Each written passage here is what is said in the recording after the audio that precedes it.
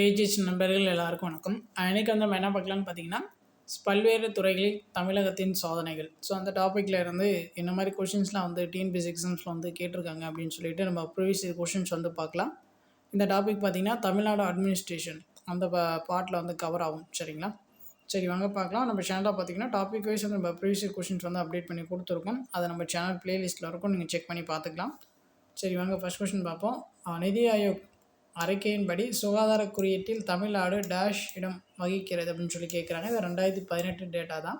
So ரீசெண்டாக இருக்கிறத வந்து நீங்கள் நல்லா பார்த்துக்கணும். ஸோ இதுக்கு ஆன்சர் ஆப்ஷன் டி 3ஆம் பிளேஸ். அதான் 2018 டேட்டா தான். ரீசெண்டாக இருக்கிறத வந்து நீங்கள் நல்லா பார்த்துக்கோங்க. அடுத்து பாருங்கள், உடல் உறுப்பு தானத்தில் முதன்மை மாநிலமாக இருப்பது வந்து நம்ம தமிழ்நாடு தான். Option C. அடுத்து பாருங்கள், நிதி ஆயோக்கின் நீடித்த நிலையான வளர்ச்சி இலக்குகள் குறியீட்டின்படி ஸோ 2019 தமிழ்நாடு பெற்றிருக்கும் இடம் வந்து பார்த்திங்கன்னா ஆப்ஷன் சி 3rd பிளேஸு. இதுவும் வந்து நம்ம ரீசன்ட் நிதி ஆயோக் ரிப்போர்ட்டு தான் வந்து நம்ம பார்க்கணும். ஸோ எல்லாமே ரீசெண்டாக இருக்கிறத பார்த்துக்கோங்க. கோவிட்-19க்கு பிறகு தமிழ்நாட்டின் பொருளாதார வளர்ச்சி நிலையான விலையில் -% உயர்ந்துள்ளது. இதுக்கான ஆன்சர் ஆப்ஷன் பி 8%. அடுத்து பாருங்கள், நிதி ஆயோக் சுகாதார குறியீடு 2021 படி அனைத்து இந்திய மாநிலங்களில் தமிழகம் இடம் உள்ளது. இதுக்கான ஆன்சர் ஆப்ஷன் சி 2ஆம். அடுத்து பாருங்கள், 2021ஆம் ஆண்டு கணக்கெடுப்பின்படி இந்தியாவில் மாநிலம் அதிக காற்றாலை மின்சாரம் உற்பத்தி செய்கிறது. Option A Tamil Nadu.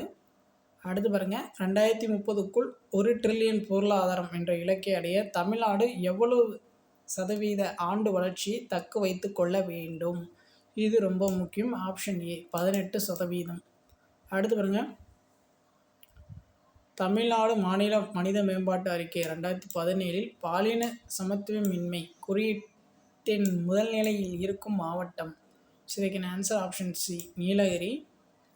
நிதி ஆயோக்கின் குறியீட்டின்படி சுகாதார குறியீட்டு அறிக்கையில் தமிழ்நாட்டுடைய நிலை வந்து 3ஆவது பிளேஸு.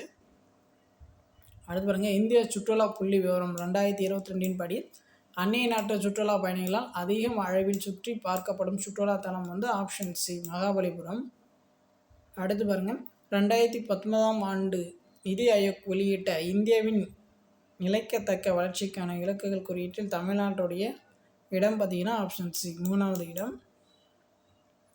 அடுத்து பாருங்கள், 2021-22ஆம் ஆண்டில் தமிழகத்தின் மொத்த உணவு உற்பத்தியின் அளவு வந்து ஆப்ஷன் ஏ 125 லட்சம் மெட்ரிக் டன்னு.